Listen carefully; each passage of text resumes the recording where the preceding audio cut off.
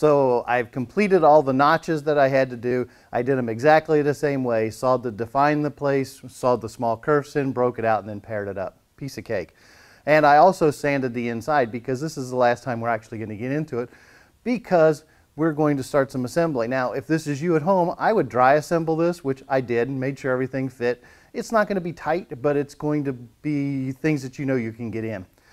So at this point, I'm going to start the assembly process. I'm going to run a little glue in to my dados, install my ends, flip it over, and then add some screws. Now I decided, since this was a shop stool, I'd just go ahead and screw and plug the holes. If this was a stool that I was doing for the house out of hardwoods, I'd think seriously about pegging it with square pegs so it had that nice look to it. But at this point, shop stool, knock and hope, get it done, and let's go on. Glue down in the dado, yeah, it's not going to do a lot because of the end grain on the ends, but yeah, it doesn't hurt. And it's a real thin bead. You don't want a lot down in there, because if you tend to put a lot of glue in there as you glue this together, it is going to start squeezing out, and you don't want that.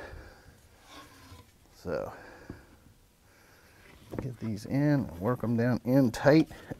Also, at this point, you want to make sure that you have the edges aligned, and if you got a nice tight fit, sometimes that's a little bit difficult to do.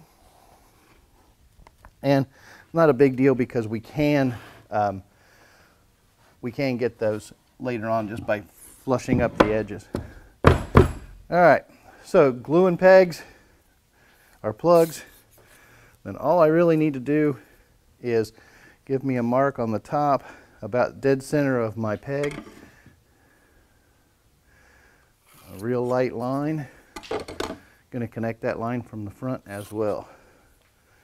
Same thing over here.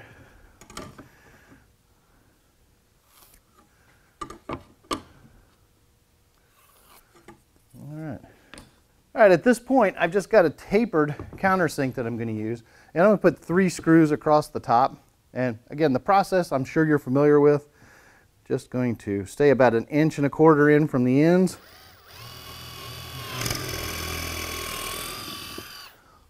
Same thing at the front.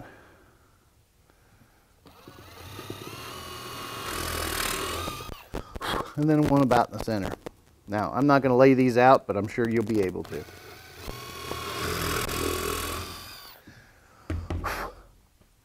And the screws I'm using, any screw will work. It's a wood screw.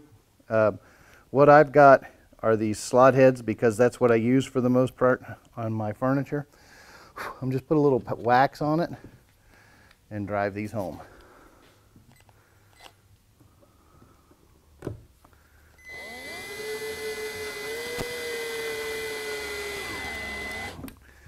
All right, so what you'll see as you do this is it'll tighten up and pull everything down tight, and that's what we're after.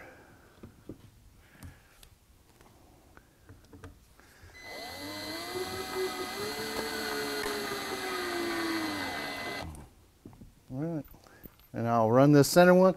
I'll flip it around and do the other 3, and then we'll come back and start working on the braces. All right, so I have this put together. I have the screws in. I haven't run the plugs yet. And here comes another question. We're going to go ahead and stick the braces in, but do we need to use screws and plugs or pegs or something here? The question is, do we need the extra strength? How's it going to work? This is a flat grain to flat grain connection. So if you've got a smooth surface, you're going to make really good connection with that. But again, because it's a shop stool, I'm going to go ahead and run some screws in it. But the key is we got to make sure these things fit. And if you didn't label them at this point, then you probably are wondering what you're going to end up doing. But if you follow along and label each piece, you'll be able to put these right back where they need to be. Here's my A, here's my A piece. I'm just going to start it in one and start it in the other, and it should fit in just that snug. Same thing on the B side. Put everything together. This one's a little bit tighter and a little persuasion, and we're ready to go. I'm going to take these out and add a little glue down in the joint, knock them back down, flush everything up, and run some screws in them. Then we'll come back, plug all the holes, and final sand this and call this project done for the shop.